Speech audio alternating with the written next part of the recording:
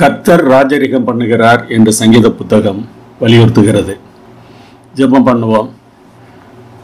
சர்வலோகத்தையும் அரசாண்டு வருகிற எங்கள் அன்புள்ள பிதாவே, உம்முடைய ஆளுகையில் நாங்கள் சந்திக்கிற ஒவ்வொன்றும் எங்களுடைய நன்மைக்காகவே என்பதை புரிந்து கொள்வதற்கு எங்கள் கண்களை திறந்தள்ள வேண்டுமாய் எங்கள் அருமைநாதர் இயேசு நாமத்தில் வேண்டுகிறோம் பரமபிதாவே, ஆமென். ஒரு சிறுவன் காற்றின் வழியாக நடந்து போய் கொண்டிருந்தான். அங்கே ஒரு ஓக் மரம் இருந்தது. அதை பார்த்து ரசித்து கொண்டிருந்தான்.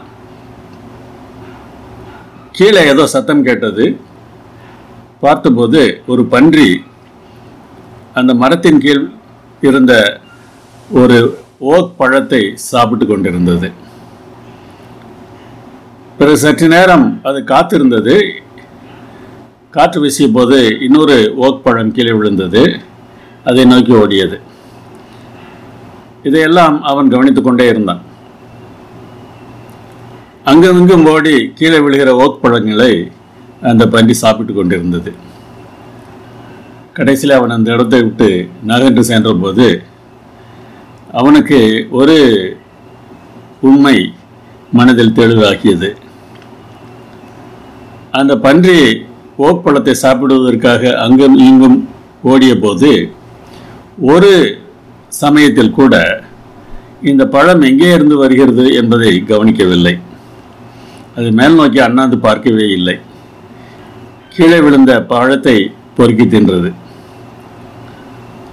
அவனுக்கு இன்னொன்று நினைவிற்கு வந்ததாம். நானும் கூட அப்படித்தானே இருக்கிறேன். என் தேவன் எனக்கு எத்தனையோ நன்மைகளை தந்து வருகிறார். இந்த நன்மைகளை நான் பயன்படுத்துகிறேன்.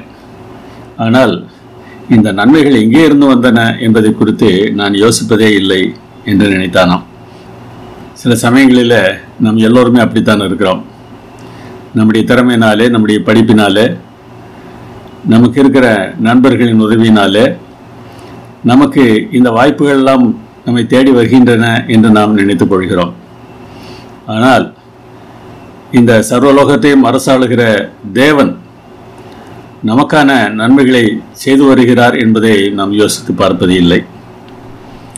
சங்கீதங்களை நாம் வாசித்து பார்க்கும்போது இந்த சங்கீதக்காரர்களின் கண்ணோட்டம் எப்படிப்பட்டதாக இருந்தது என்பதை பார்க்க முடிகிறது. தேவனே சர்வ மகத்துவராக ஆட்சி செய்கிறார் என்று நம்பினார்கள். அதை ஆணித்தரமாக பேசியிருக்கிறார்கள். கர்த்தர் தான் அனைத்தையும் உண்டாக்கினார், நிலைநிறுத்துகிறார். அவரே உலகம் முழுவதற்கு மகத்துவமான ராஜா. அவர் உலகத்தை நீதியாகவும் நியாயமாகவும் அரசாளுகிறார். அவருடைய கட்டளைகளும் நியமங்களும் நன்மையானவை. இதையெல்லாம் சங்கீதக்காரர்கள் தங்களுடைய சங்கீதங்களிலே வலியுறுத்துவதை நாம் பார்க்க முடிகிறது. அது மாத்திரமல்ல, இந்த தேவன் உடன்படிக்கையின் தேவனாக இருக்கிறார் என்பதையும் வற்புறுத்துகிறார்கள். தேவன் தம் உடன்படிக்கைக்கு உண்மையுள்ளவர். நம் ஆடுகள் உண்மையற்றவர்களாக இருந்தாலும், அவ்வப்போது வெளிப்படையாக கலகம் செய்தாலும் தேவன் அவர்களை பராமரித்து வருகிறார். இந்த தேவன் நீதியுள்ள நியாயாதிபதி. நீதிமான்களுக்கு நிச்சயமாக நன்மைகளை வழங்குவார். துன்மார்க்கரை நிச்சயமாக அவர் தண்டிப்பார். ஆனால் நாம் விரும்பும் நேரத்தில் அது நடப்பது இல்லை. அவர் விரும்பும் நேரத்தில் அவர் அதை செய்கிறார் என்பதையும் வலியுறுத்துகிறார்கள். இவற்றையெல்லாம் இந்த நாளில் நாம் பார்க்க போகிறோம். தேவனுடைய ஆளுகை எப்படிப்பட்டது, தேவனுக்கும் நமக்கும் இருக்கிற தொடர்பு என்ன என்பதையெல்லாம் நாம் பார்க்க இருக்கிறோம். கர்த்தர் நம்மை உண்டாக்கினார் என்று சங்கீதங்கள் வலியுறுத்துகின்றன. சங்கீதம் 8, 100 போன்ற சங்கீதங்களில் தேவனும் மனிதர்களும் எவ்வாறு சித்தரிக்கப்படுகிறார்கள் என்பதை பார்ப்போம். கர்த்தர் யார், நாம் யார் என்கிற கேள்விக்கு சங்கீதம் 103 நமக்கு பதில் தருகிறது. கர்த்தரே தேவன் என்று அறியுங்கள், நாம் அல்ல, அவரே நம்மை உண்டாக்கினார். நாம் அவர் ஜனங்களும் அவர் மேய்ச்சலின் ஆடுகளுமாயிருக்கிறோம். மிகவும் மிகவும் நாம் எப்பொழுதும் மனதில் வைத்திருக்க வேண்டிய கருத்து இது. தேவன் நம்மை உண்டாக்கினார், நாம் அவரை உண்டாக்கவில்லை. இன்றைக்கு பல சமயங்களில் மனிதர்கள் தாங்களே உண்டாக்கி கொண்ட கடவுள்களை வணங்குகிறார்கள். நம்மை உண்டாக்கின தேவனை நாம் வணங்குவது என்றால் என்ன என்பதை நாம் அறிந்திருக்க வேண்டும். நம்முடைய விருப்பப்படி அல்ல, அவர் விருப்பப்படி அவரை தொழுது கொள்வதற்கு நாம் ஆயத்தமாக இருக்க வேண்டும். அவரே எல்லாவற்றையும் உண்டாக்கினார் என்பதை பல சங்கீதங்கள் சொல்கின்றன. நீரே பூமியை அஸ்திபாரப்படுத்தினீர், வானங்கள் உம்முடைய கரத்தின் கிரியை என்று சங்கீதம் 102 வாசிக்கிறோம். வானங்கள் தேவனுடைய மகிமையை வெளிப்படுத்துகிறது, ஆகாய விரிவு அவருடைய கரங்களின் கிரியை அறிவிக்கிறது என்று சங்கீதம் 19:1 நாம் பார்க்கிறோம். சமுத்திரம் அவருடையது, அவரே அதை உண்டாக்கினார், வெட்டாந்தரையையும் அவருடைய கரம் உருவாக்கிற்று என்று சங்கீதம் 95:5 வாசிக்கிறோம். இது போன்ற சங்கீதங்கள் முழுவதிலும் தேவனே எல்லாவற்றையும் படைத்தவர் என்பதை நாம் பார்க்க முடிகிறது. தேவனுடைய குணம் பற்றி இந்த சங்கீதங்கள் வெளிப்படுத்துவது என்ன என்பதையும் நாம் பார்ப்போம். நம்முடைய ஆண்டவர் பெரியவரும் மகா பலமுள்ளவருமாய் இருக்கிறார். அவருடைய அறிவு அளவில்லாதது. புரிகிறதா? அவருடைய வல்லமைக்கு அளவு இல்லை. அவர் பெரியவர். அவருடைய அறிவுக்கு எல்லை இல்லை. எல்லாம் அவருக்கு தெரியும். கர்த்தர் என்கிற பெயர் தானே அவருக்கு எல்லா காலத்திலும் இருக்கக்கூடிய தகவல்கள் அவருக்கு தெரியும் என்பதை நமக்கு காட்டுகின்றன. எங்கள் ஆண்டவராகிய கர்த்தாவே, உம்முடைய நாமம் பூமியெங்கும் எவ்வளவு மேன்மை உள்ளதாக இருக்கிறது என்று சங்கீதம் 8 துவங்குகிறது. இதே வார்த்தைகளோடு அந்த சங்கீதம் முடியவும் செய்கிறது. உம்முடைய நாமம் மேன்மை உள்ளது என்று சொல்லும்போது என்ன சொல்லுகிறார்? நாமம் என்பது குணத்தை சுட்டி காட்டுவதனாலே தேவனுடைய குணம் மேன்மை உள்ளதாக இருக்கிறது என்று சொல்லுகிறார். தேவன் எப்படிப்பட்டவர்? அவருடைய குணம் நமக்கு இருப்பது போல பாவத்தன்மை உடையது இல்லை. அது வித்தியாசமானது, பரிசுத்தமானது. மனிதனுக்கு மேன்மையான ஒரு சூழ்நிலையை தந்திருக்கிறார் என்று சங்கீதம் 8 வாசிக்கிறோம். மனுஷனை நீர் நினைத்து பார்ப்பதற்கு அல்லது அவனுக்கு தேவையானவற்றை நீர் விசாரித்து கொடுப்பதற்கு அவனை மாத்திரம். நிச்சயமாக மனுஷன் ஒரு தூசிதான். இந்த பிரபஞ்சத்தோடு ஒப்பிட்டு பார்த்தால் தூசியிலும் மிகவும் சிறியவன். ஆனால் தேவன் என்ன செய்திருக்கிறார்? அவருடைய கரத்தின் கிரியைகளின் மேல் அவனுக்கு ஆளுகை தந்தார். சகலத்தையும் அவனுடைய பாதங்களுக்கு கீழ்ப்படுத்தினார். அது தொடர்ந்து அப்படி இருந்திருக்க வேண்டும். அவனோ அந்த ஆளுகையை சாத்தானுக்கு விற்று போட்டான். சாத்தான் அவனை ஏமாற்றி ஆளுகையை பறித்து கொண்டதுனால இன்றைக்கு அவனுடைய ஆளுகையின் கீழே இந்த உலகம் முழுவதும் பாழ்பட்டு போய் கிடப்பதை நாம் பார்க்க முடிகிறது. இந்த சிருஷ்டிகரையும் நாம் ஒப்பிட்டு பார்த்தால், சிருஷ்டிகளை பற்றி நாம் என்ன வாசிக்கிறோம்? அவைகள் அழிந்து போம், அவைகளெல்லாம் வஸ்திரம் போல் பழமையாய்ப்போம், அவைகளே ஒரு சால்வையைப் போல் மாற்றுவீர், அப்பொழுது மாறிப்போம். சிருஷ்டிகள் அனைத்தும் மாறிப்போகக்கூடியவைகளாக இருக்கின்றன. ஆனால் தேவன் எப்படிப்பட்டவர்? நீரோ நிலைத்திருப்பீர், நீரோ மாறாதவராய் இருக்கிறீர். எனவே தேவனுடைய தன்மை என்ன என்பதை நாம் இங்கே பார்க்க முடிகிறது. அவர் நல்லவர், மன்னிக்கிறவர், கிருபை உள்ளவர், அன்புள்ளவர் என்றெல்லாம் சங்கீதம் 86 வாசிக்கிறோம். மன உருக்கமும் இரக்கமும் நீடிய பொறுமையும் பூரண கிருபையும் சத்தியமும் உள்ள தேவன் என்று எழுதுகிறார். தம்மை நோக்கி கூப்பிடுகிற யாவர் மேலும் கிருபை மிகுந்தவர் என்று சொல்கிறார். ஆம், தேவன் கிருபை உள்ளவர் தான். ஆனால் நம்முடைய அனுமதியை வேண்டி அவர் காத்திருக்கிறார். நமக்கு ஒரு நன்மை வேண்டும் என்றால் அவர் உதவி செய்வதற்கு ஆயத்தமாக இருந்த போதிலும் நம்முடைய அனுமதிக்காக அவர் காத்திருக்கிறார். எனவே அவரை நோக்கி நாம் கூப்பிடும்போது அவருடைய கிருபையை அனுபவிக்க முடியும். தேவன் அன்பாகவே இருக்கிறார் என்கிற உண்மை எவ்வாறு சங்கீதங்களில் தேவனையும் அவரது செய்கைகளையும் பற்றி சொல்லப்படுகிற பல்வேறு விஷயங்களை நன்கு புரிந்து கொள்ள உதவுகிறது என்ற ஒரு கேள்வி கேட்கப்படுகிறது. ஆம், சங்கீதங்களை வாசிக்கும் போது மனிதன் எதிர்பாராத சம்பவங்கள் அவனுக்கு நிகழ்வதை அந்த சங்கீதக்காரர்கள் வேதனையோடு சொல்வதை பார்க்க முடிகிறது. அந்த வேதனைகளுக்கு மத்தியிலும் தேவன் அன்பாகவே இருக்கிறார் என்கிற உண்மையை நாம் உணர முடியும் என்றால் நிச்சயமாகவே உறுதியான கற்பாறையின் மேல் கட்டப்பட்டவர்களாக நாம் நிற்போம் என்பதில் எந்த சந்தேகமும் இல்லை. இன்றைக்கு உலகத்தில் மனிதர்கள் விக்கிரகங்களை வணங்குகிறார்கள். ஆனால் இந்த தேவன் இந்த விக்கிரகங்களை விட மேலானவர். இந்த விக்கிரகங்களுக்கு உறுப்புகள் இருந்தும் அந்த உறுப்புகளை அவை பயன்படுத்த முடியாது. எனவே தான் தன்னை விக்கிரகத்திற்கு ஒப்பிட வேண்டாம் என்று ஆண்டவர் சொல்கிறார். கண்கள் இருந்தும் காணாது, காதுகள் இருந்தும் கேட்காது, வாயிருந்தும் பேசாது, கைகள் இருந்தும் வேலை செய்யாது, கால்கள் இருந்தும் நடக்காது. இன்னும் அப்படிப்பட்ட விக்கிரகங்களைப் போல என்னை நினைக்காதீர்கள் என்று ஆண்டவர் சொல்கிறார். தேவன் எப்படிப்பட்டவர்? அவர் நாம் சில சமயங்களில் அவரை விக்கிரகம் போல பாவிக்கிறோம். நம் இஷ்டப்படி அவரை எங்கே வைக்க வேண்டும் என்று ஆசைப்படுகிறோமோ அங்கே வைப்பதற்கு ஆசைப்படுகிறோம். அப்பொழுது நாம் தேவனை கூட விக்கிரகமாகத்தான் பயன்படுத்துகிறோம் என்றாகிவிடுகிறது. இஸ்ரவேல் ஜனங்கள் மற்ற மக்களோடு பழகிய போது அவர்கள் என்ன செய்தார்கள் என்பதை சங்கீதம் 106 சொல்கிறது. ஜாதிகளுடனே கலந்து அவர்கள் கிரியைகளை கற்று அவருடைய விக்கிரகங்களை சேவித்தார்கள். அவைகள் அவர்களுக்கு கண்ணியாயிற்று. ஆம், மற்றவர்களோடு பழகும்போது அவர்கள் ஒரு செயலை எவ்வாறு செய்கிறார்களோ அதே போல நாமும் செய்ய வேண்டும் என்று முயற்சி எடுக்கும்போது நாம் விக்கிரகங்களை சேவிக்க ஆரம்பித்து விடுகிறோம். ஒருவேளை இன்றைக்கு வேற கடவுளுடைய பெயரை சொல்லி அந்த கடவுளுக்கு என்று வைத்திருக்கிற ஒரு சிலையை நாம் வணங்காமல் இருக்கலாம். ஆனால் வேற சிலைகளை நாம் வணங்க ஆரம்பித்து விடுகிறோம். அதை குறித்து நாம் எச்சரிப்பாக இருக்க வேண்டும்.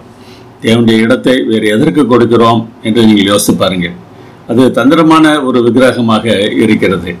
படிப்பு, பணம், பதவி, அழகு, மதிப்பு, உறவு, புகழ்ச்சி போன்றவற்றுக்கு தேவனுடைய இடத்தை பல சமயங்களிலே நாம் கொடுத்து விடுகிறோம். படிப்பு அவசியம்தான், ஆனால் தேவனை விட படிப்பு முக்கியமில்லை. பணம் அவசியம்தான், ஆனால் தேவனை விட பணம் முக்கியமில்லை. பதவி கூட அவசியம்தான், பதவி இருந்தால் பல நன்மைகளை செய்யலாம். ஆனால் தேவனை விட பதவி முக்கியமில்லை. அழகு முக்கியம்தான். அழகாக இருக்க வேண்டும் என்று தான் தேவன் ஆசைப்படுகிறார்.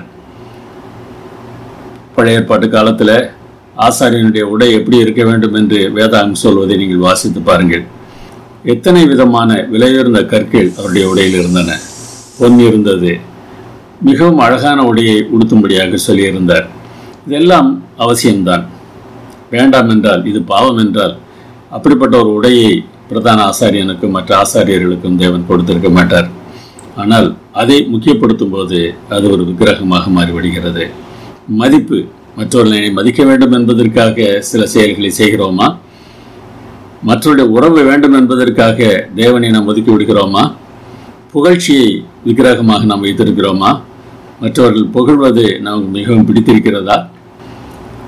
இந்த சூழ்நிலைகளை எல்லாம் நாம் விக்கிரகமாக மாற்றி விடுவதற்கு வாய்ப்பு இருக்கிறது. இக்காலத்திலும் சரி முற்காலத்திலும் சரி இயற்கையின் ஆற்றல்களை தெய்வங்கள் என்று நம்பினார்கள். அவற்றை வணங்கி வந்தார்கள். ஆனால் சங்கீதம் 29 வாசித்து பாருங்கள். கடல்கள், மரங்கள், மலைத்தொடர்கள், மின்னல்கள், வனாந்தரம், மிருகங்களின் பிரசவம், வெள்ளம் போன்றவற்றை குறிப்பிட்டு தேவனுடைய வல்லமை இவை எல்லாவற்றையும் விட பெரியது என்று சொல்லுகிறார். லீபனோன், சீரியோன் என்று மலைத்தொடர்களின் பெயரை சொல்லுகிறார். சீரியோன் என்பது எர்மோன் என்று அழைக்கப்படுகிற மலைத்தொடர். இஸ்ரவேல் தேசத்தின் வடபகுதியில் இந்த லீபனோனும் எர்மோனும் இருக்கின்றன. மின்னல்களை அக்கினி ஜுவாலைகள் என்று குறிப்பிடுகிறார். இவை எல்லாவற்றையும் விட தேவன் எதற்கு அதிக முக்கியத்துவம் கொடுக்கிறார்? கர்த்தர் தமது ஜனத்திற்கு பலன் கொடுப்பார். கர்த்தர் தமது ஜனத்திற்கு சமாதானம் அவர்களை ஆசீர்வதிப்பார் என்று இறுதியிலே சொல்லுகிறார். ஆம், இந்த இயற்கையை விட அவர் வல்லமையுள்ளவர். இந்த இயற்கையில நமக்கு நன்மையானவை கிடைத்தாலும் இந்த நன்மைகளெல்லாம் நமக்கு தருகிறவர் நம்முடைய தேவன்தான் என்பதை இந்த சங்கீதம் வலியுறுத்துகிறது. சங்கீதம் 104 வாசித்து பாருங்கள். பூமி ஆழம், ஆழம் என்றால் கடல், கடலுக்கு எல்லை, நீரூற்றுகள், மிருகங்கள், பறவைகள், குடியிருப்பு, ஆகாரம், பகல், இரவு என்று பலவற்றை சொல்லுகிறார். இவற்றையெல்லாம் அவர் சொல்லிவிட்டு, கர்த்தாவே உமது கிரியைகள் எவ்வளவு திரளாய் இருக்கிறது, அவைகளெல்லாம் ஞானமாய் படைத்தீர், பூமி உம்முடைய பொருள்களினால் நிறைந்திருக்கிறது என்று சொல்லுகிறார். இவற்றையெல்லாம் பார்க்கும்போது தேவனுடைய ஞானம் எவ்வளவு பெரியது என்பதை நாம் புரிந்து கொள்ள முடிகிறது. இவற்றையெல்லாம் நாம் புரிந்து கொள்ளும் போது நாம் என்ன செய்ய வேண்டும்? சங்கீதக்காரன் சொல்லுகிறார், நான் உயிரோடு இருக்கும் மட்டும் என் கர்த்தரை பாடுவேன். ஆம், தேவனை புகழ்ந்து தேவனை போற்றி பாடுவது தேவன் நமக்கு செய்திருக்கிற நன்மைகளை நினைப்பதாகும். தேவனை சிருஷ்டிகர் என்கிற நம்பிக்கை நம்மை பற்றி நமக்கு ஒன்றை உணர்த்த வேண்டும். நாம் தேவன் இல்லை, தேவன்தான் தேவன். தேவன் எல்லாவற்றையும் உண்டாக்கினதுனால எல்லாவற்றின் மேலும் அவருக்கு அக்கறை இருக்கிறது. நாம் அவற்றை அலட்சியம் பண்ணக்கூடாது. இந்த சிருஷ்டிப்போடு நமக்கு இருக்கிற உறவு பற்றியும் நாம் சரியாக புரிந்திருக்க வேண்டும். இதை நாம் கவனிக்க தவறினால் மற்றவர்களை நாம் சரியாக நடத்த மாட்டோம். தேவனுடைய சிருஷ்டிப்புகளை நாம் சரியாக நடத்த மாட்டோம். எனக்கு எனக்கு என்று சுயநலத்தோடு வாழ ஆரம்பித்து விடுவோம். தேவன் நம்மை மாத்திரம் படைக்கவில்லை, சர்வலோகத்தையும் படைத்திருக்கிறார். அவர் எவ்வளவு தூரம் உங்கள் மேல் அக்கறை உள்ளவராக இருக்கிறார் என்று நினைக்கிறீர்கள்? யோசித்து பாருங்கள். உங்களுக்காக எத்தனை காரியங்களை அவர் செய்திருக்கிறார், இனிமேலும் அவர் செய்வார். இந்த செயல்கள் தேவனுக்கு உங்கள் மேல் இருக்கிற அக்கறையை உங்களுக்கு வெளிப்படுத்த வேண்டும். ஏன் இவற்றை நாம் தேவனிடம் எதிர்பார்க்க வேண்டும்? அவரே ராஜரிகம் பண்ணுகிறார். கர்த்தர் கனத்தையும் மகத்துவத்தையும் பலத்தையும் அணிந்து கொண்டிருக்கிறார் என்று சங்கீதங்கள் சொல்கின்றன. அவற்றை உடைபோல அணிந்து கொண்டிருக்கிறார் என்று சொல்லப்படுவது அவர் இவற்றையெல்லாம் உடையவராக இருக்கிறார் என்பதை நமக்கு காட்டுகின்றன. மேகமும் மந்தாரமும் அவரை சூழ்ந்திருக்கின்றன. எல்லாம் தெரிவது இல்லை. ஏன் இப்படி செய்கிறார் என்பதை நாம் புரிந்து கொள்ள முடிவது இல்லை. அவருடைய செயல்பாடுகளை முழுவதுமாக நாம் புரிந்து கொள்ள முடியாத காரணத்தினாலே சில சமயங்களில் நாம் குழப்பம் அடைகிறோம். ஆனால் நிச்சயமாக ஒரு நாள் வெளிச்சத்தை நமக்கு தருவார். அவர் வஸ்திரமாக ஒளியை தரித்திருக்கிறார் என்று கூட சங்கீதங்கள் சொல்கின்றன. தேவனுடைய மேன்மையை நாம் எப்போது மனதில் வைத்திருக்க வேண்டும். சங்கீதம் 93:1 இவ்வாறு சொல்கிறது: கர்த்தர் ராஜரிகம் பண்ணுகிறார், மகத்துவத்தை அணிந்து கொண்டிருக்கிறார். கர்த்தர் பராக்கிரமத்தை அணிந்து அவர் அதை கச்சையாக கட்டி கொண்டிருக்கிறார். ஆதலால் பூச்சக்கரம் அசையாதபடி நிலை பெற்றிருக்கிறது என்று சொல்கிறார். இந்த வசனத்தை நாம் தெளிவாக அறிந்து கொள்வது மிகவும் முக்கியமானது. கர்த்தர் ராஜரிகம் பண்ணுகிறார் என்கிற அந்த வசனமானது மூலமொழி சொல்கிற கருத்தை முற்றிலுமாக பிரதிபலிக்கவில்லை. இது எப்படி மொழிபெயர்த்திருக்கலாம்? கர்த்தர் ராஜாவாக ஆக இருக்கிறார், அதாவது இப்பொழுது அதற்கான ஆயத்தங்களை செய்கிறார். அப்படியானால் இந்த சங்கீதத்தை எழுதுவதற்கு முன்னராக தேவன் ராஜரிகம் பண்ணவில்லையா? அப்பொழுதுதான் ராஜாவாக ஆனாரா? மோசேயின் மூலமாக தாம் என்ன செய்ய போவதாக தேவன் சொன்னார். வாசித்து பாருங்கள். யாத்திராம் 15, 17, 18 வரை வாசிக்கிறோம். நீர் அவர்களை கொண்டு போய் உம்முடைய சுதந்திரத்தின் பர்வதத்தில் அவர்களை வைப்பீர். இஸ்ரேல் மக்களை கானான் தேசத்திற்கு கொண்டு சென்ற பிறகு கர்த்தர் சதா காலங்களாகிய என்றென்றைக்கும் ராஜரிகம் பண்ணுவார் என்று யாத்திராகம் 15 நாம் வாசிக்கிறோம். அப்படி அவர் செய்யப்போவதாக வாக்கும் பண்ணி இருக்கிறார். ஆனால் மோசேயின் காலத்திலேயே துவங்கின இந்த ஆட்சி என்ன ஆயிற்று? எரேமியா புத்தகத்திலே சில வார்த்தைகளை நாம் பார்க்க வேண்டும். இஸ்ரவேல் ஒரு வேலைக்காரனோ, அவன் வீட்டில் பிறந்த அடிமையோ ஏன் கொள்ளையானான்? எதற்காக இஸ்ரவேல் தேசம் அழிந்து போனது? இந்த கேள்வியை எரேமியா மூலமாக தேவன் கேட்கிறார். அதற்கு பதிலையும் சொல்கிறார். உன் தேவனாகிய கர்த்தர் உன்னை வழியிலே நடத்தி கொண்டு போகும் காலத்தில் நீ அவரை விட்டு போகிறதினால் அல்லவோ உனக்கு நேரிட பண்ணினாய். அவர் உன்னை நடத்தி கொண்டு போகிறார், ஆனால் அவரை விட்டு நீ விலகிவிட்டாய், அதனால்தான் இவையெல்லாம் உனக்கு நிகழ்ந்தன என்ற காரணத்தையும் சொல்கிறார். எவ்வாறு அவரை விட்டு விலகினார்கள்? நீ உனக்கு உண்டு பண்ணின தேவர்கள் எங்கே? உன் ஆபத்து காலத்தில் உன்னை ரட்சிக்க கூடுமானால் அவைகள் எழும்பட்டும் என்றும் தேவன் சொல்வதை நாம் பார்க்கிறோம். உனக்கென்று நீ தேவர்களை உண்டு பண்ணி கொண்டாய், ஆபத்து காலத்தில் என்னை ஏன் கூப்பிடுகிறாய்? நான் ரட்சிக்க வேண்டும் என்று ஏன் எதிர்பார்க்கிறாய் என்கிற ஒரு கேள்வியை அவர் கேட்கிறார். அமெரிக்காவில் இரட்டை கோபுரத்தின் மேலே விமானத்தில் மோதி அது அழிக்கப்பட்ட போது சிலர் ஒரு கேள்வியை கேட்டார்கள். அந்த கேள்வியை பில்லி கிரஹாமுடைய மகளிடத்திலேயும் கேட்டார்கள். என்ன கேள்வி தெரியுமா? தேவன் எங்கே போனார்? தேவன் ஏன் காப்பாற்றவில்லை? அதற்கு அந்த அம்மா என்ன பதில் சொன்னார்கள் தெரியுமா? தேவன் எங்களுக்கு வேண்டாம், தேவன் எங்களுக்கு வேண்டாம் என்று பள்ளிக்கூடங்களிலும் அரசு அலுவலகங்களிலிருந்தும் நீங்கள் துரத்தி விட்டீர்கள். தேவன் எங்களுக்கு வேண்டாம் என்று சொன்னீர்கள். தேவன் நல்லவர். நீங்கள் வேண்டாம் என்று சொன்னதினால அவர் ஒதுங்கி கொண்டார். தேவன் வேண்டாம் என்று ஒதுக்கி தள்ளிவிட்டு பிரச்சனை வரும்போது நீர் எங்கே போனீர் என்று எப்படி நாம் கேட்க முடியும்? இஸ்ரவேல் ஜனங்கள் இந்த தேவனை எப்படி நடத்தினார்கள் என்பதை எரேமியா 2:31 தேவன் சொல்வதை நாம் பார்க்க முடிகிறது. நான் இஸ்ரவேலுக்கு வனாந்தரமும் காரிருளுமான பூமியுமாக இருந்தேனா? என்னால் உங்களுக்கு ஒரு பிரயோஜனம் இல்லையா? எந்த நன்மை உங்களுக்கு கிடைக்கவில்லையா? பின்ன ஏன் என் ஜனங்கள் நாங்களே எஜமான்கள், இனி உம்மிடத்தில் நாங்கள் வருவது இல்லை என்று சொல்கிறார்கள்? கிறிஸ்தவர்கள் யோசித்து பார்க்க வேண்டிய ஒரு கருத்து இது. தேவனை எந்த அளவிற்கு நாம் தேடுகிறோம்? வெறுமனே வேதத்தின் அறிவை பெற்றுக் கொள்வதற்காக வேதாகமத்தை வாசிக்கிறோமா? நமக்கு வேண்டியதை பெற்றுக்கொள்வதற்காக தேவனிடத்தில் ஜெபிக்கிறோமா? எல்லாவற்றிலும் நம்மை முக்கியப்படுத்துவதற்காக நாம் ஓடிக்கொண்டிருக்கிறோமா? அப்படி செய்தால் நாங்கள் எஜமான்கள் என்று சொல்கிறோம். அவரை எஜமானாக பார்த்தால் நாம் என்ன செய்ய வேண்டும் என்பதை புரிந்து கொள்வதற்காக நாம் வேதாகமத்தை வாசிப்போம்.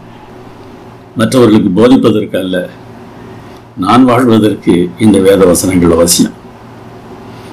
எதற்காக இந்த பாடங்களை நாம் படிக்கிறோம் என்பதை கூட நாம் யோசித்து பார்க்க வேண்டும். அவர் ராஜாவாக ஆகப் போகிறார் என்று ஏன் அப்படியானால் சொல்லப்பட்டிருக்கிறது? ராஜாவாக இருந்த அவரை வேண்டாம் என்று இஸ்ரவேல் ஜனம் தள்ளிவிட்டார்கள். மீண்டுமாக அவர் இப்பொழுது ராஜாவாக ஆகப் போகிறார். மனம் திரும்பினால், அப்படி மனம் திரும்புகிறவர்களுடைய வாழ்க்கையில செயல்படுவதற்கு இந்த தேவன் எப்பொழுதும் ஆயத்தமாக இருக்கிறார். நேபுகாத்நேச்சார் அதை புரிந்து கொண்ட போது தானே எவரையும் தாழ்த்துவதற்கு அவரால் ஆகும், அவருடைய ராஜ்யம்தான் சிறந்த ராஜ்யம் என்று அறிக்கையிட்டார். அவர் ராஜாவாக ஆகப் போவதனால கர்த்தர் மகத்துவத்தை அணிந்து கொண்டிருக்கிறார் என்று வசனம் சொல்கிறது. பராக்கிரமத்தை அணிந்து அவர் அதை கச்சையாக கட்டி கொண்டிருக்கிறார். அவர் இப்பொழுது செயல்பட்டு கொண்டிருக்கிறார் என்கிற வார்த்தைகளை நீங்கள் கவனியுங்கள். மகத்துவம் என்றால் பிரம்மாண்டம், மிக உயர்ந்த தன்மை. செயல்களில் அவர் செயல்படுகிறார். பராக்கிரமம் என்றால் வல்லமை, பலன். இவற்றையெல்லாம் அவர் அணிந்து கொண்டிருக்கிறார் என்றால் என்ன அர்த்தம்? இவற்றையெல்லாம் அவர் செய்ய போகிறார். ஆதலால் பூச்சக்கரம் அசையாதபடி நிலை பெற்று இருக்கிறது என்று அந்த வசனம் முடிகிறது. அவருடைய ஆளுகை இருப்பதனால இந்த பூமி அசையாதபடிக்கு நிலை பெற்றிருக்கிறது. வானம் எனக்கு சிங்காசனம், பூமி எனக்கு பாதப்படி என்று சொன்னார். அவருடைய பாதப்படி அசையாமல் நிலை பெற்று இருக்கிறது. இப்படி எல்லாம் இருந்தாலும் அவர் யாரை பார்க்கிறார்? ஆனாலும் சிறுமைப்பட்டு ஆவியில் நொறுங்குண்டு என் வசனத்துக்கு நடுங்குகிறவனையே நோக்கி பார்ப்பேன். நீங்கள் தேவனுடைய வசனத்துக்கு நடுங்குகிறவர்களா?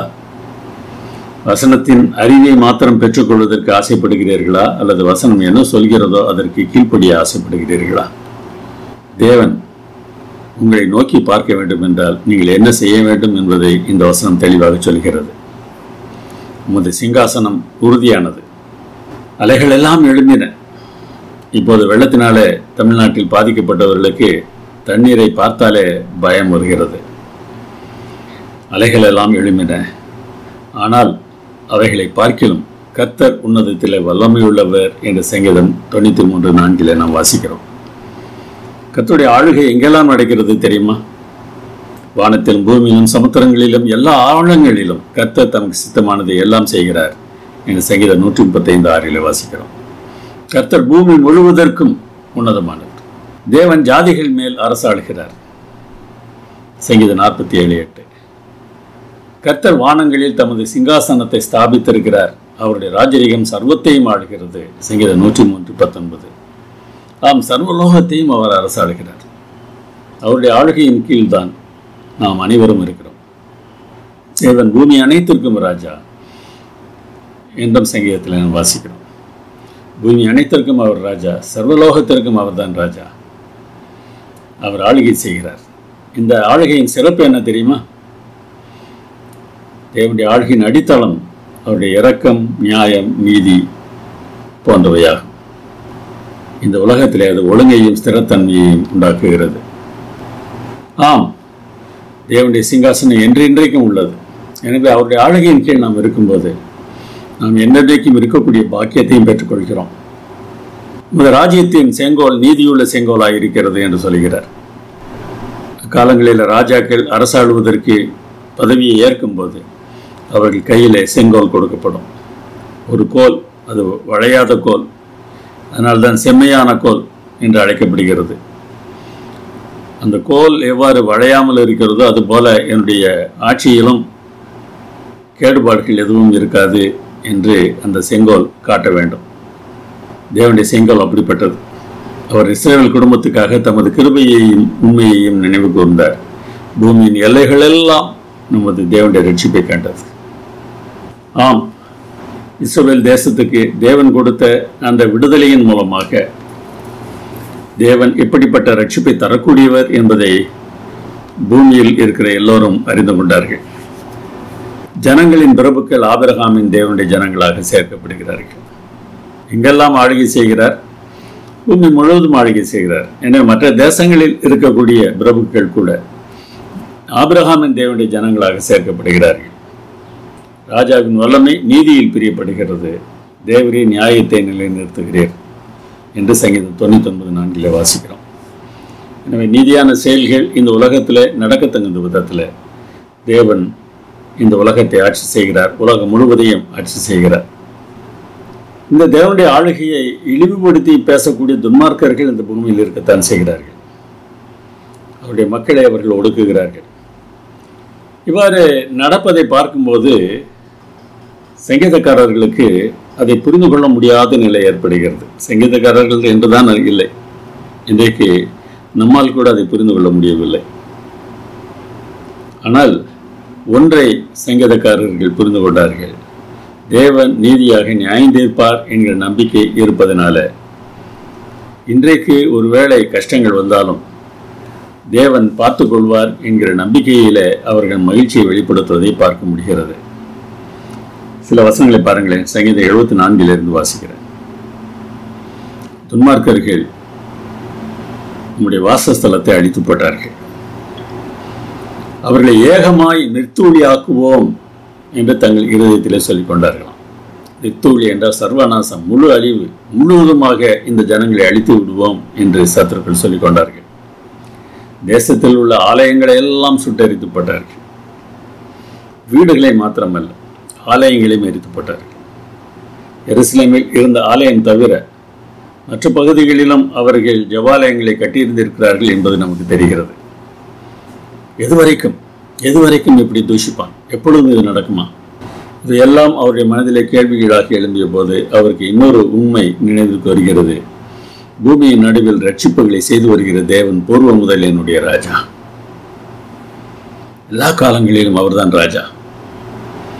எனக்கு இப்படியெல்லாம் நடந்தாலும் அவர்தான் ராஜா. துன்மார்க்கரின் வாழ்வை நான் காண்கையில் வீம்புக்காரராகி அவர்கள் மேல் பொறாமை கொண்டேன் என்று சங்கீதம் 73 ஆசாப் சொல்கிறார். ஆம், பொறாமைப்படக்கூடிய அளவிற்கு அவருடைய வாழ்க்கை நன்றாக இருக்கிறது. நானும் கஷ்டப்படுகிறேன். நினைத்திருக்கிறீர்களா? அந்த சங்கீதத்தில் இறுதி பகுதியில் சொல்கிற வார்த்தையை பாருங்கள். அவர்கள் முடிவை கவனித்து உணரும் அளவும் அது என் பார்வைக்கு விசனமாக இருந்தது. ஆம், அவர்கள் அழிந்து போவார்கள். நானும் அழிந்து போக மாட்டேன். ஒருவேளை இந்த உலகத்தில் இறந்தாலும் உயிரோடு எழும்புவேன், நித்தியமாக வாழ்வேன். நம்முடைய நம்பிக்கை அத்தகையதாக இருக்க வேண்டும். கர்த்தர் மேல் நமக்கு அன்பு இருந்தது என்றால் தீமையை நாம் வெறுத்துவிட்டு அவர் மேல் இருக்கிற நம்பிக்கையிலே நாம் வளர வேண்டும். தேவன் மீதான இந்த அன்பு இருந்தது என்றால் நாம் தீமையை வெறுக்கிறவர்களாக மாறிவிடுவோம். தேவன் மீதான அன்பு, தீமையை வெறுத்தல் ஆகிய இந்த இரண்டு கருத்துகளும் தொடர்புடையவை. பாவத்தை விடுதல் என்பது தேவன் மேல் நாம் வைத்திருக்கிற அன்பின் அடிப்படையில் உருவாக வேண்டும். இதை செய்தால் பரலோகத்திற்கு போவேன், இது செய்தாவிட்டால் பரலோகத்தை இழந்து விடுவேன் என்று அந்த பரலோகத்திற்கு போவதற்காக செய்யக்கூடாது. என் தேவன் என்னை நேசிக்கிறார், அவர் சொல்லியிருக்கிறார், நான் செய்வேன் என்பதற்காக செயல்படுகிறவர்களாக நாம் இருக்க வேண்டும். ஏனென்றால் அவர் நல்லவர். சொல்லுவோமா? தேவன் நல்லவர். எல்லா காலங்களிலும் எல்லா சூழ்நிலைகளிலும் என்ன நேரிட்டாலும் தேவன் நல்லவர். நான் அதற்கு சாட்சி. இந்த தேவனை நியாயாதிபதி என்பதையும் நாம் மறந்துவிடக்கூடாது. துன்மார்க்கரின் பெருமை பாராட்டல் வீணானது என்பதை சங்கீத புத்தகம் நமக்கு தெளிவாக காட்டுகிறது. நீதிமானுக்காக வெளிச்சம், செம்மையான இருதயத்திற்காக மகிழ்ச்சி விதைக்கப்பட்டிருக்கிறது. எனவே மகிழ்ச்சி நமக்கானது. ஆனாலும் வேதனையை நாம் அனுபவிக்க வேண்டிய சூழ்நிலை வருகிறது என்றால், சங்கீதக்காரர்கள் சொல்லுகிற இந்த ஆறுதலான உண்மைகளை நாம் அறிந்திருக்க வேண்டும். சங்கீதம் 97:10 பாருங்கள். கர்த்தர் தம்முடைய பரிசுத்தவான்களின் ஆத்துமாக்களை காப்பாற்றி துன்மார்க்கரின் கைக்கு அவர்களை தப்புவிக்கிறார். ஆண்டவர் இதை செய்வார். சீயோன் கேட்டு மகிழ்ந்தது, கர்த்தாவே உம்முடைய நியாய தீர்ப்புகளின் நிமித்தம் யூதாவின் குமாரத்திகள் கலிகூர்ந்தார்கள் என்று 97ஆம் சங்கீதத்திலே வாசிக்கிறோம். துன்மார்க்கருக்கு உரிய தண்டனை தேவன் கொடுப்பார். தீமைக்கு நிச்சயமாக முடிவு வரும்.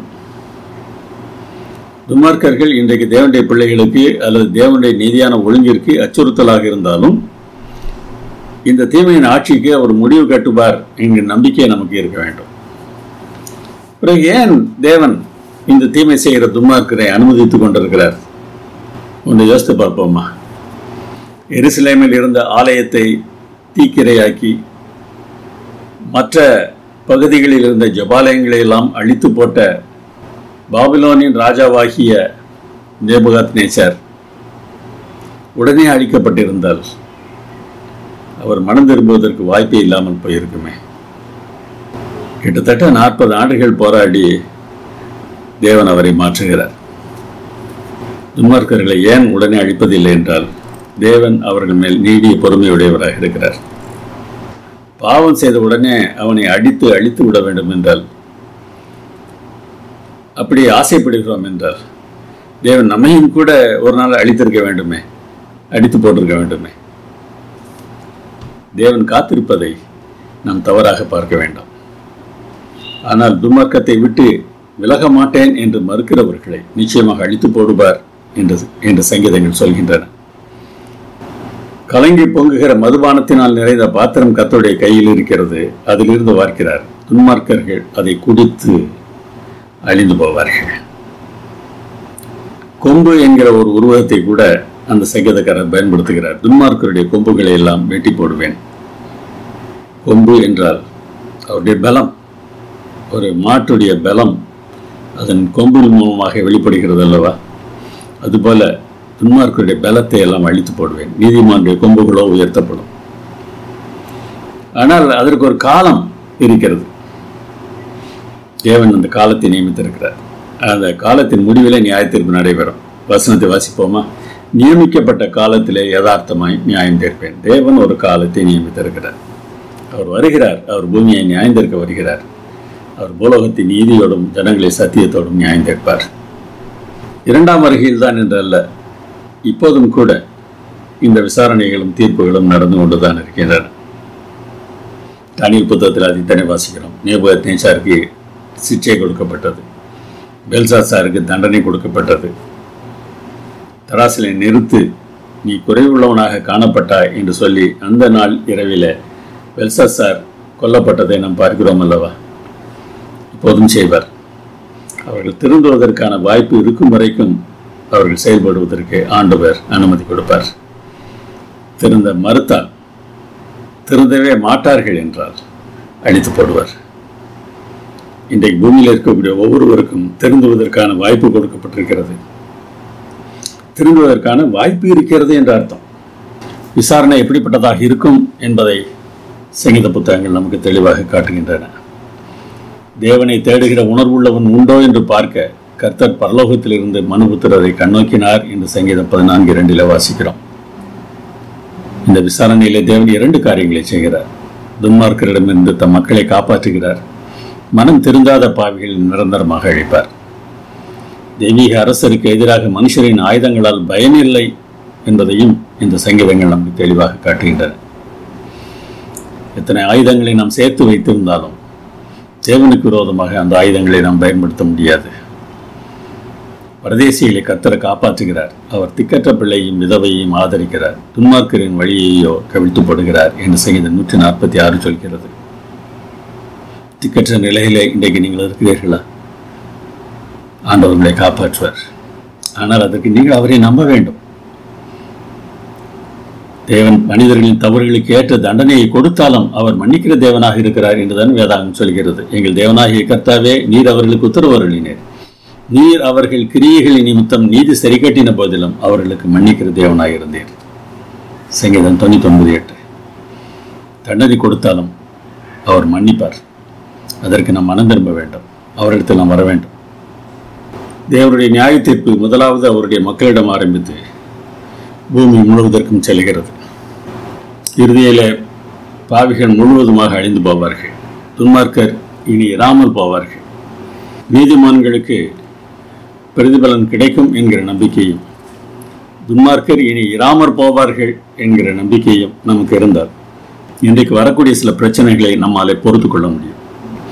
தேவன் உடன்படிக்கையை நினைவில் வைத்திருக்கிற தேவன் என்பதையும் நாம் மறந்துவிடக்கூடாது. இஸ்ரவேலின் வரலாற்று பாடல் சங்கீதம் 105. தேவன் தம்முடைய உடன்படிக்கைக்கு உண்மையுள்ளவராக இருந்ததை சங்கீதம் 105 காட்டுகிறது. நன்மையான சூழ்நிலைகள், தீமையான சூழ்நிலைகள் என அனைத்திலும் தேவன் அவர்களோடு இருந்தார் என்று இந்த சங்கீதம் சொல்வதை பார்க்க முடிகிறது. ஆபிரகாமுக்கு அவர் பண்ணின உடன்படிக்கை, ஈசாக்கு இட்ட ஆணை, இதையெல்லாம் அவர் என்றென்றைக்கும் நினைத்திருக்கிறார் என்று சங்கீதம் 105 வாசிக்கிறோம். அதை யாக்கோபுக்கு பிரமாணமாக கொடுத்தார். இஸ்ரவேலுக்கு நித்திய உடன்படிக்கையாக உறுதிப்படுத்தினார். அதனால தேவன் தம்முடைய உடன்படிக்கையை மறப்பதில்லை என்பதை நாம் புரிந்து கொள்ள வேண்டும். இஸ்ரவேல் மக்கள் எகிப்திலே அடிமைகளாக இருந்தார்கள். அந்த சமயத்தில் எகிப்தியர் அவர்களை பகைத்தார்கள், வஞ்சனையாய் நடத்தினார்கள். அப்படி செய்வதற்கு தேவன் எகிப்தியருக்கு அனுமதியும் கொடுத்தார். சங்கீதம் 105:25 சொல்வதை நாம் பார்க்க வேண்டும். தம்முடைய ஜனங்களை பகைக்கவும், தம்முடைய ஊழியக்காரரை வஞ்சனையாய் நடத்தவும் அவருடைய இருதயத்தை மாற்றினார். தேவன் அனுமதிக்கிற பல செயல்களை தேவனை செய்வதாக வேதாகமம் சொல்லும். அப்படியே ஆண்டவர் விட்டுவிடவில்லை. ஆரோனையும் மோசையும் அனுப்பினார். எகிப்திலே பெரிய அற்புதங்களை, அடையாளங்களை செய்தார்கள். அங்கிருந்து விடுதலை செய்தவர்கள் அழைத்து வந்தார்கள். வனாந்தரத்தில் தேவன் அவரை வழி நடத்தினார். அவர்களுக்கு தேவையான எல்லாவற்றையும் கொடுத்து எந்த குறைவும் இல்லாமல் அவர்களை பராமரித்தார். கர்த்தர் நல்லவராக இருக்கிறார், உத்தமராக இருக்கிறார் என்ற சங்கீதம் 25 சொல்வதை நாம் மறந்துவிடக்கூடாது. அவர் அப்படிப்பட்டவராக இருக்கிறதுனால பாவிகளுக்கும் தமது வழியை அவர் தெரிவிக்கிறார்.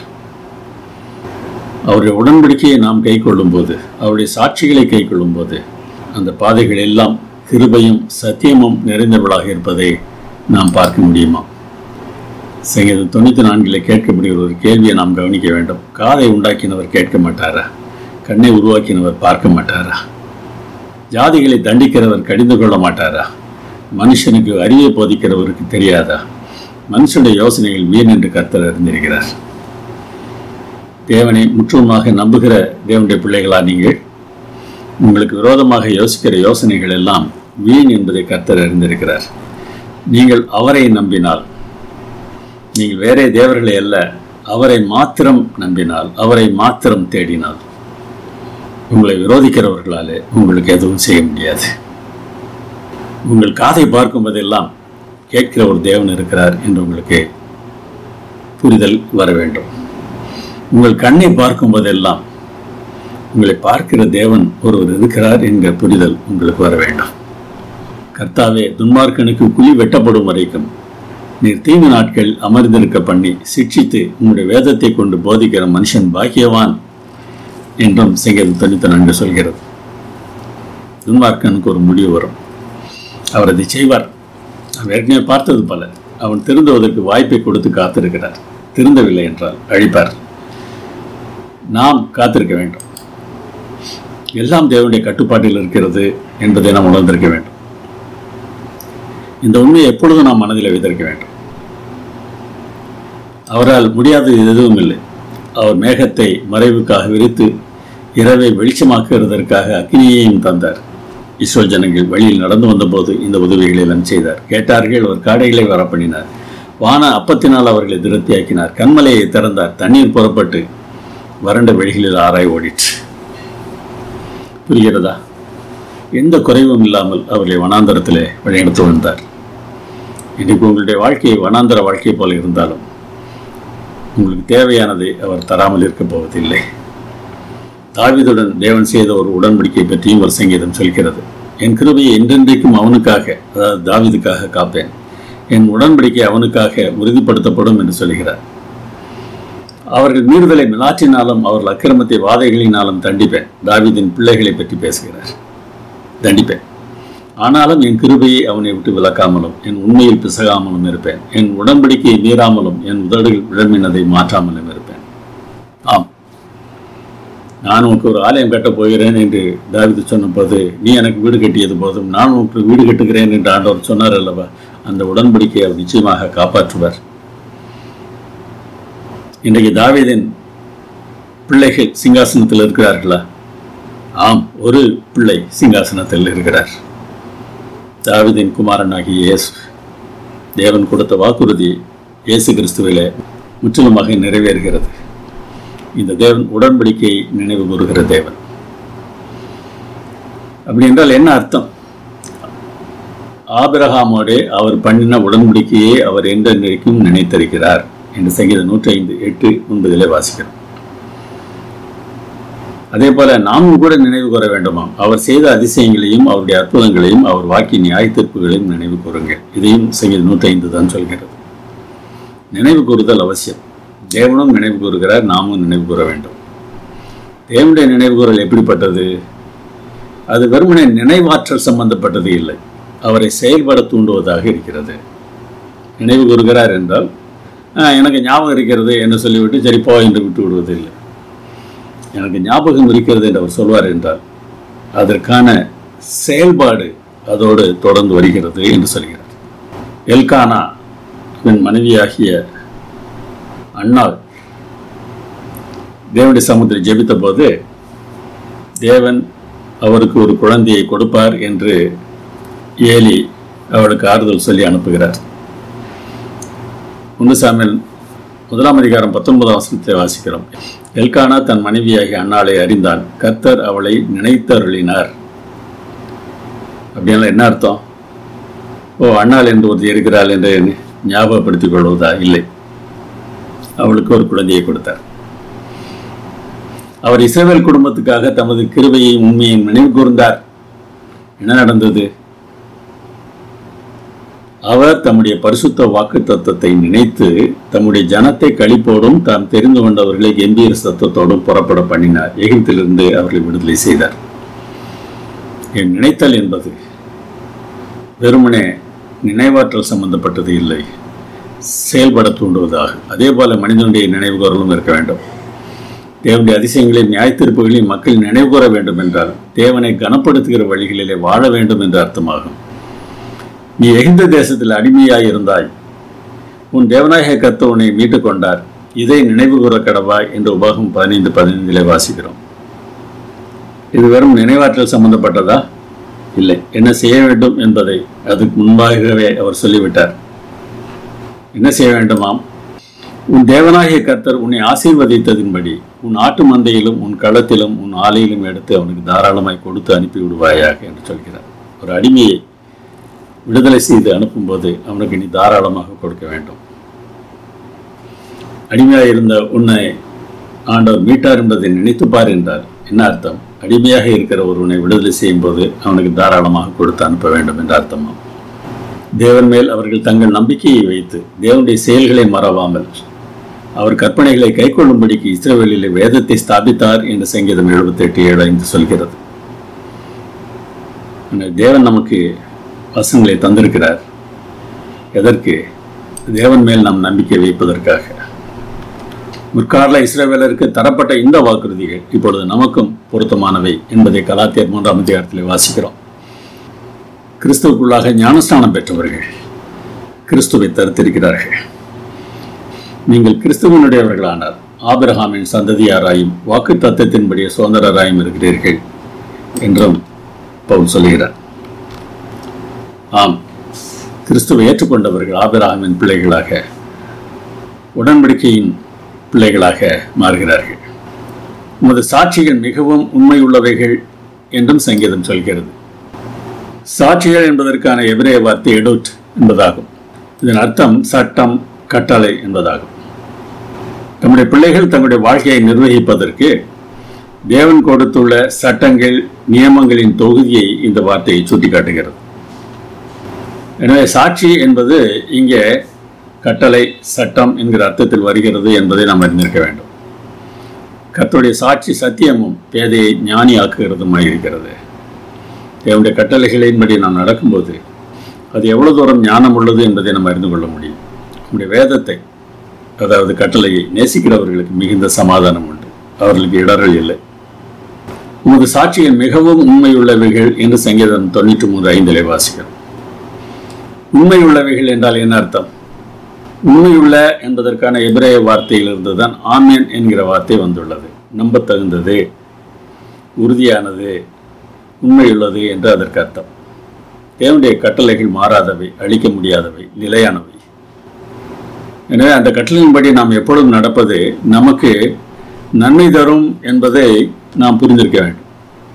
அவை நம்பத்தகுந்தவை என்பதனாலே அநியாயத்தின் மத்தியிலும் கூட நாம் நம்பி அவருக்கு கீழ்ப்படியலாம். அவருடைய வார்த்தைக்கு நாம் கீழ்ப்படிந்து நடக்கும்போது நீதிமான்கள் அசைக்கப்படுவதில்லை. ஏனென்றால் தேவனுடைய கட்டளையில அவர்கள் வேரூன்றி இருக்கிறார்கள். நிலையான தன்மையுடையது, பாதுகாப்பை அது நமக்கு தருகிறது. தேவனுடைய கட்டளைகளின்படி நாம் நடக்கும்போது நம்மை தடுமாறச் செய்வதற்கு எதாலும் முடியாது. ஏனென்றால் தேவனுடைய பாதுகாப்பையும் வழிநடத்துதலையும் அவர்கள் பெற்றிருக்கிறார்கள். சங்கீதம் 112 பாருங்கள். அவருடைய கட்டளைகளில் மிகவும் பிரியமாயிருக்கிற மனுஷன் பாக்கியவான், அவன் என்றென்றைக்கும் அசைக்கப்படாதிருப்பான். துர்ச்செய்தியை கேட்கிறதுனால் பயப்படான், அவன் இருதயம் கர்த்தரை நம்பிக்கை இடனாயிருக்கும். நாம் தேவனுடைய கட்டளைகளுக்கு கீழ்ப்படிவதற்கு நம்மை ஒப்படைக்கும் போது இப்படிப்பட்ட ஆசீர்வாதங்கள் எல்லாம் நமக்கு காத்திருக்கின்றன. சங்கீதம் 1 கூட வாசிக்கிறோம் அல்லவா? கர்த்தருடைய வேதத்தில் பிரியமாயிருந்து இரவும் பகலும் அந்த வேதத்தில் தியானமாயிருக்கிற மனுஷன் பாக்கியவான். வேதம் என்பது கட்டளை தானே, சாட்சி தானே. அவன் நீர்க்கால்களின் ஓரமாய் நடப்பட்டு தன் காலத்தில் தன் கனியை தந்து இலையுதராத இருக்கிற மரத்தை போல் இருப்பான். அவன் செய்வதெல்லாம் வாய்க்கும்.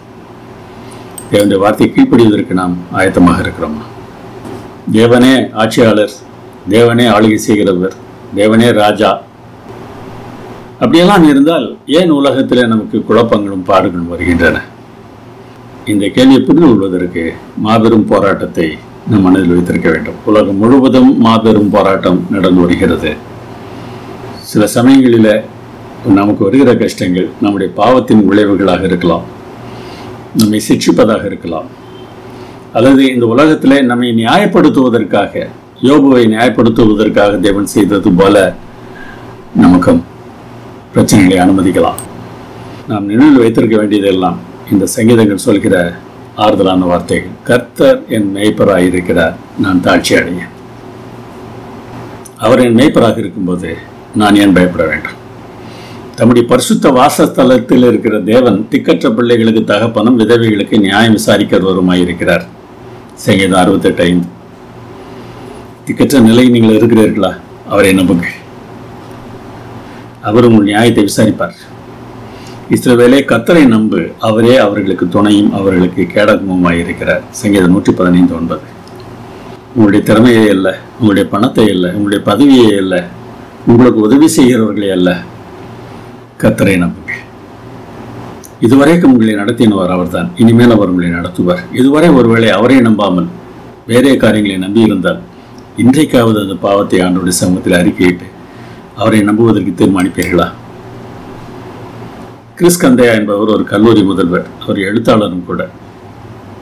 அவர் தமது புத்தகத்திலே இவர் எழுதுகிறார்.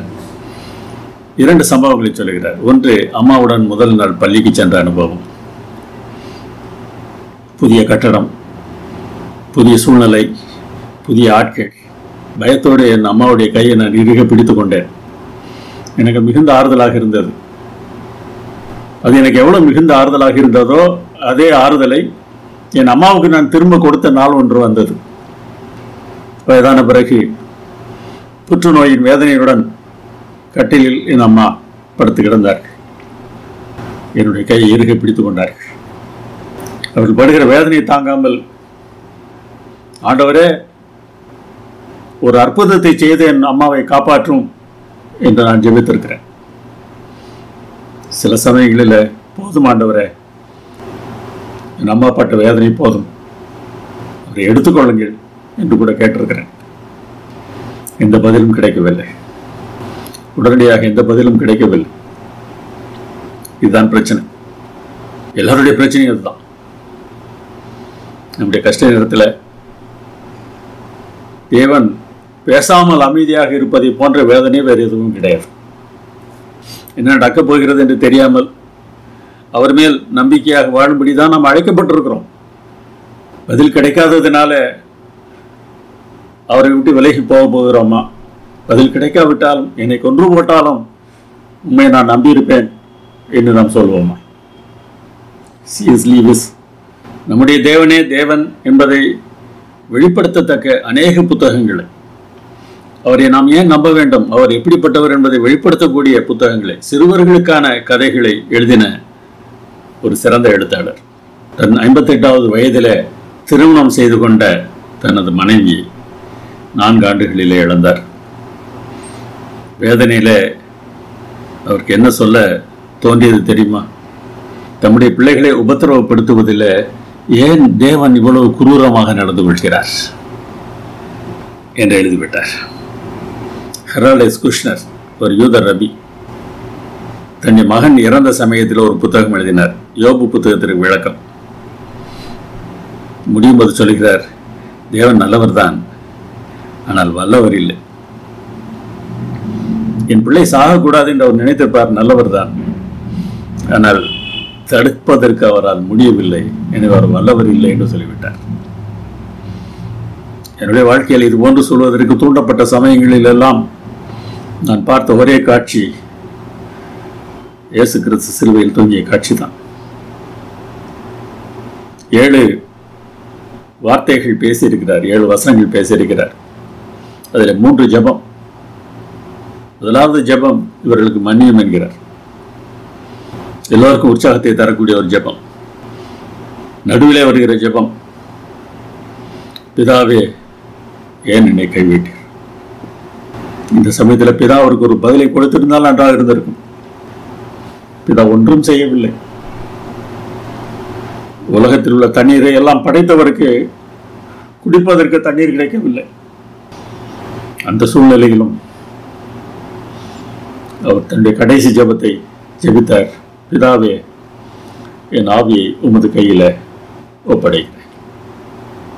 கைவிடப்பட்ட நிலை போன்று எனக்கு தெரிந்தாலும் உம்மை விட்டு நான் விலக மாட்டேன். ஜெபம் பண்ணுவோம். எங்கள் நல்ல பிதாவே, எங்கள் மேல் நீர் வைத்த அன்பை நாங்கள் சிறுவையிலே பார்க்கிறோம். அந்த அன்பை எப்பொழுதும் நாங்கள் நினைத்தவர்களாக உமக்கு பிரியமாக உம்மை நம்பி வாழ்வதற்கு எங்களுக்கு உதவி செய்ய வேண்டுமா? இயேசு நாமத்தில் வேண்டுகிறோம் பரமபிதாவே. ஆமென்.